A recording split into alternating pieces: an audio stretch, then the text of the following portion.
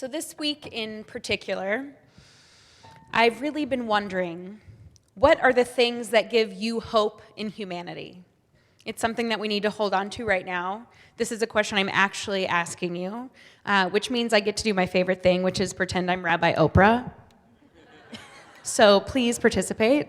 So what are the things that restore your hope in humanity or give you hope in humanity?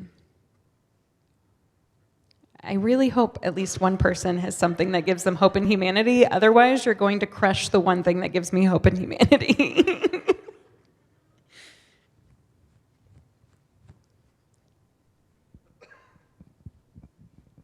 Children. Children, absolutely. Good Samaritans. Grandchildren. Music. That I was actually thinking that tonight as we were all singing along together, that I was being filled with hope that I have not felt this week just yet. Family and friends. Family and friends. A lot of people are what gives us hope. And I was going to say friendship. Friendship. We can say these things as much as we want. I'm saying this is a week we need hope. We can say the same things again and again because they all hold true. Any last comments on what brings you hope? Joy. Joy. Joy. Absolutely. People like John Voight, who recorded things that were put on Facebook defending Israel against everyone who's turning the truth around.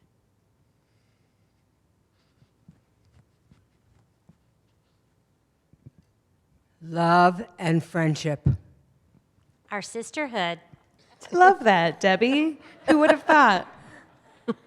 Peace throughout the world. Peace throughout the world. So there are, did you have one? Oh, sorry. Oh. Community. Community. So thank you. There are so many things that give us hope in the world, and I agree with every single thing that was said. And now I want to ask a harder question, and that is, what are the things that break your heart in the world? And it can be anything. I know for me and probably a lot of us, Israel's on our mind. Something that breaks my heart. Hatred in general. War. Oh, wow. Yeah. Poverty. A lot of heartbreaking things. Violence. Death. Injustice. Prejudice. Greed. A nasty child. Children can give us hope, but they can also break our hearts. Just remember that. So I hope that our list of things that give us hope in the world is long, but I'm afraid that our list of things that break our heart is even longer.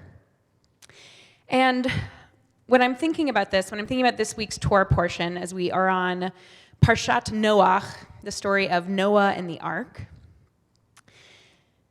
God's heart was broken with humanity. God looked down and saw that things were horrible, that every single thing that you were saying that breaks your heart was happening on the earth.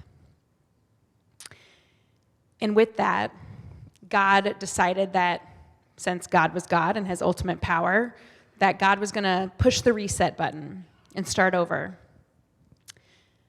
But then God saw Noah. And Noah was somebody that gave God hope that the world could be different. And so God decided to save Noah and Noah's family, along with all of the animals, because why should all of creation be destroyed for the sake of humanity? And God decided that God would rather live with hope that things could be different than start over completely. And that's what I think that this week's Torah portion is actually about. It's about teaching us to have hope when hope seems completely lost, because not all is lost ever. We also, at the end of this Torah portion, after we have the flood and the loss that we feel in losing everyone that was on the earth besides Noah's family and the animals that are on the ark, God brings a rainbow. And the rainbow is something that is a symbol of hope, a symbol of joy, a symbol of things we don't understand but find wonderment in. But God even says that never again will I doom earth because of man, since the devisings of man's mind are evil from his youth. I know that might sound like God does not have hope in man, because God is saying that from the time we're born, no one is going to be perfect. I don't know about you, but that's a big relief for me.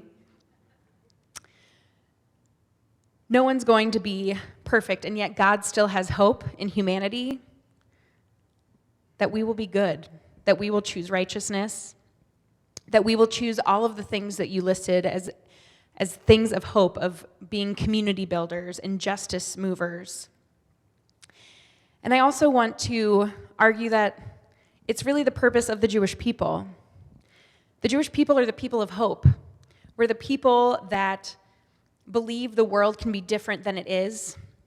It's what Shabbat is all about. We talk about it all the time, many Shabbats here, about how it's a difference between the world as it is and the world as it should be. The world should be just. The world should be full of love, and it so often is not. And Shabbat is our time to regroup and think about what we can do to make it the world as it should be instead of the world as it is. And I also want to share, does anyone remember what the dove that Noah sends out to find out if there's land? Finally, the dove comes back with something in its mouth, an olive branch. And although it's used as a symbol for hope and peace and things to be different, it's also a symbol that it's not easy. If you bite into an olive branch, which I am not recommending, you're our attorney, right? Yeah, I'm not recommending that you bite an olive branch. But if you did, it actually has a bitter taste.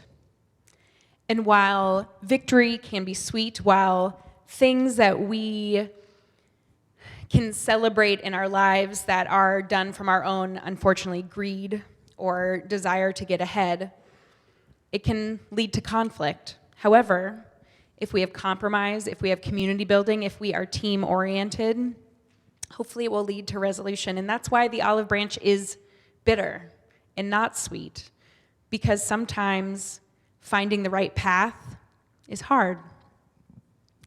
And so with that, I want to end with the blessing that we say over seeing a rainbow, this symbol of hope, this symbol that reminded us that God had hope in humanity. And even though many times we might feel like we may have lost that hope, we have to remember that at least God still has that hope in us.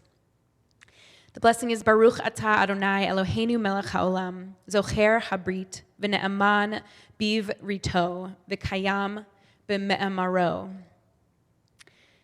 Blessed are you, Adonai our God, ruler of the universe, who not only remembers the covenant with Israel and is faithful to this covenant, but also rises to keep God's word, God's promise.